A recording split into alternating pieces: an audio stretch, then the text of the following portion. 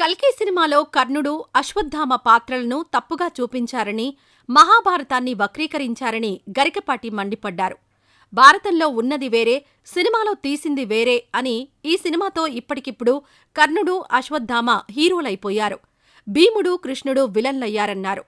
ఆలస్యమైందా, ఆచార్యపుత్ర అని డైలాగొకటి రాశారని, కాస్త డబ్బులు ఎక్కువిస్తే ఏది పడితే అది రాసేవాళ్లున్నారని, అసలు భారతంలో కర్ణుడు ఎప్పుడూ కూడా అశ్వత్థామను కాపాడడని, అశ్వత్థామే కర్ణుణ్ణి కాపాడతాడని, ఆయన మహావీరుడంటూ కల్కి సినిమా కథను గరికపాటి తప్పుబట్టారు.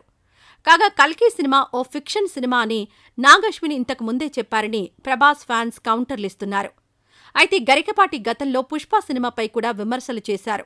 ఎర్రచందనం స్మగ్లింగ్ చేసే వ్యక్తిని హీరోని చేశారని, పైగా హీరో తగ్గేదేలే అంటాడని, స్మగ్లింగ్ చేసే వ్యక్తి ఎవరైనా తగ్గేదేలే అంటాడా?